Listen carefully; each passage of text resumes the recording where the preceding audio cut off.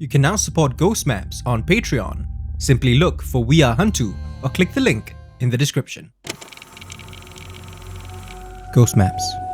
Entry 78. University, Singapore.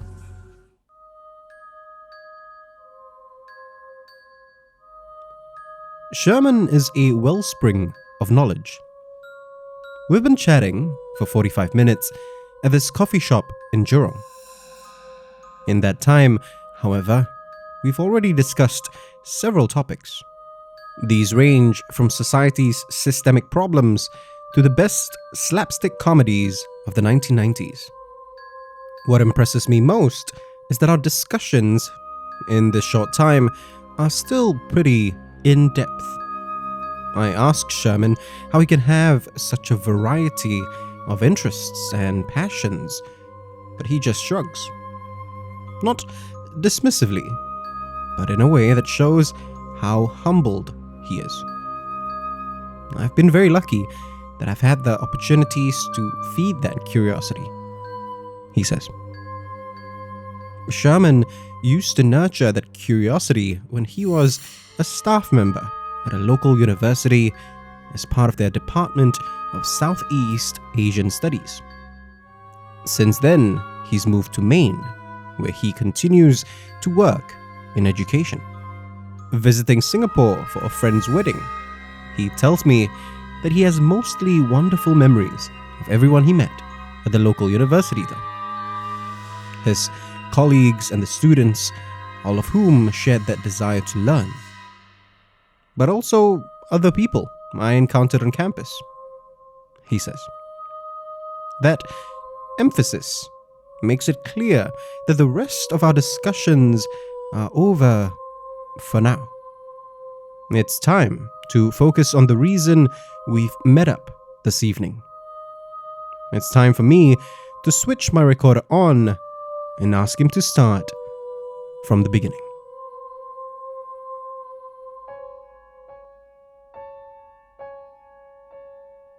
It was 2010. The Department of Southeast Asian Studies office looked like any other office. It wasn't a very large space, but it was enough to comfortably fit a couple of cubicles in an L shape and a sofa in the middle. Next to the office, however, was a room where artifacts were stored. These were everything from bowls to weapons. They were from across the centuries and found all around the region. We didn't handle bodies or anything like that, but I guess in a way you could say that we still worked with the dead, Sherman says. Sherman had a habit of sleeping over in the office at least once a week back then. His flat was on the other side of the island. So, he figured it made sense to crash on the office couch during busier times instead. This part of the university is up on a hill and his office was on the 6th floor. But still, during those nights when he stayed over, he would sometimes encounter students wandering around. Some of them were just hanging out and having the kind of deep conversations that you can only have at ungodly hours in your early 20s. More than once, he stumbled upon a couple being a little too affectionate when they thought that there was no one around to catch them. All these encounters ended either with a silent mutual understanding or at worst, embarrassment. But there was one night. The lights in the corridor outside our office are motion detected, Sherman tells me, which he concedes should have been his first clue that something wasn't right on this particular Wednesday night. He had awoken at 3 a.m. after he heard footsteps outside. He could tell even before he stepped out of the office. The lights hadn't been triggered. A faulty system. That's what he told himself initially, even as every fiber of his being told him to ignore the soft slapping of a pair of flip-flops against the ground.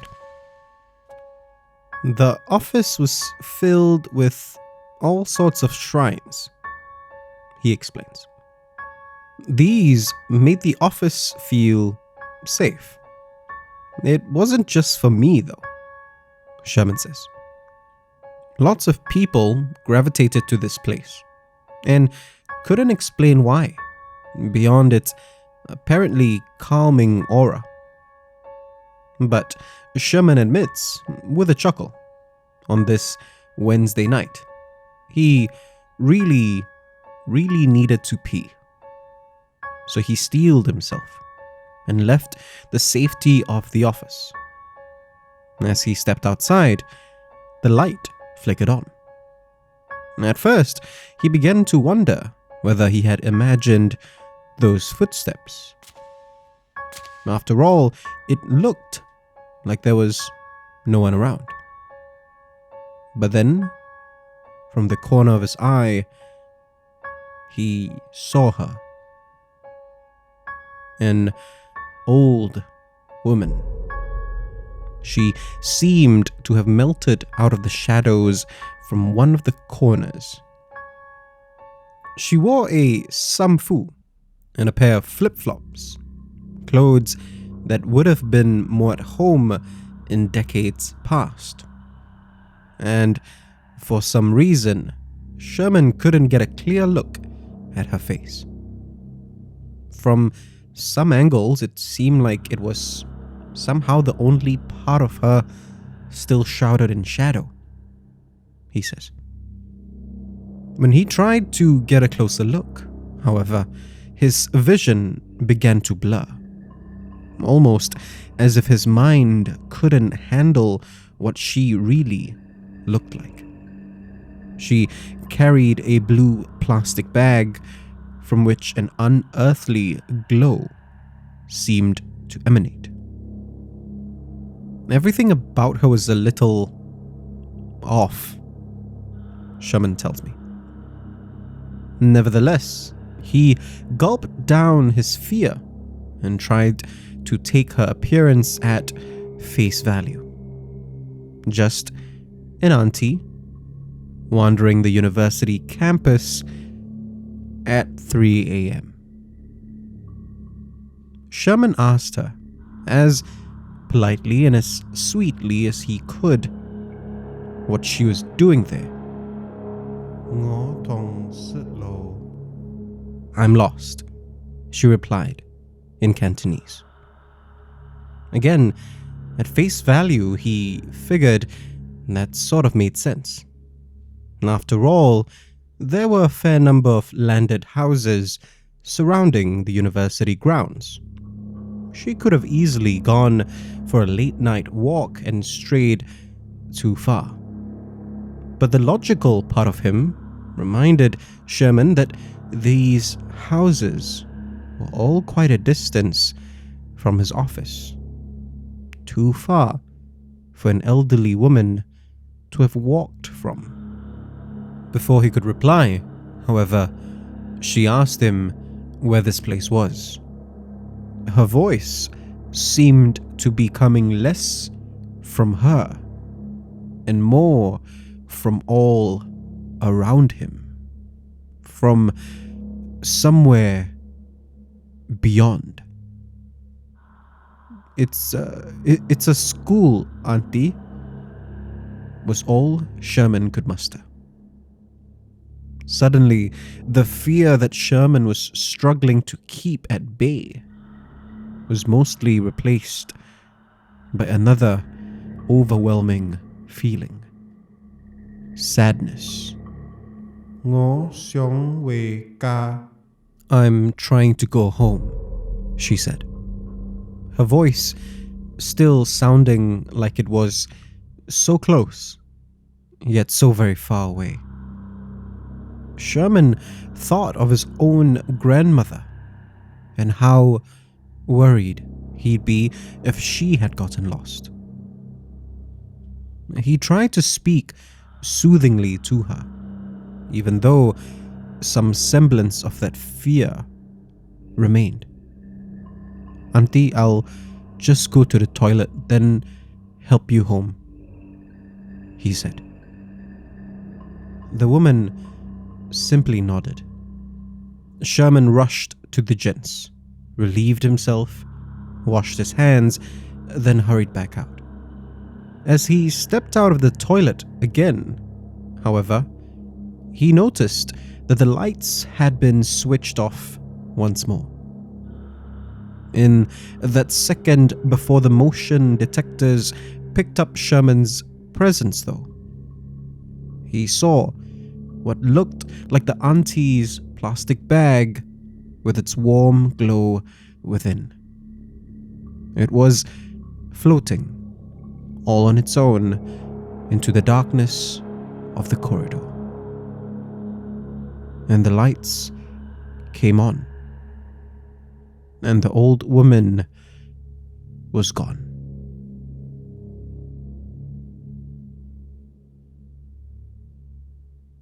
Sherman never saw the old woman again, even though he continued to sleep over in the office at least once a week. But there were a few nights when he would wake up and he could have sworn he heard the sound of her flip-flops against the floor. He refused to go out and investigate, though not for the reasons I thought. "I knew I couldn't help her," Sherman says, shaking his head slightly. "She was lost. She was always going to be lost. And she would never find her way home, wherever that home might be now." I ask Sherman how he knows this, and he shrugs again. For all his studying and all his seeking of knowledge, he tells me that there's just some things that are beyond understanding. I nod solemnly. Then I thank him for his story and shift the conversation to another topic. I can only hope that Sherman's curiosity would help to ease the sadness this incident seems to invoke in him. If you want to discover more of Southeast Asia's other side, subscribe now and follow us on social media. You can also be one of our supporters on Patreon. Look for We Are HANTU or click the links in the description. Ghost Maps is a HANTU production, created by Kyle Ong and Wayne Ray, with art direction by Jolene Lim, and recorded on Audio Technica mics.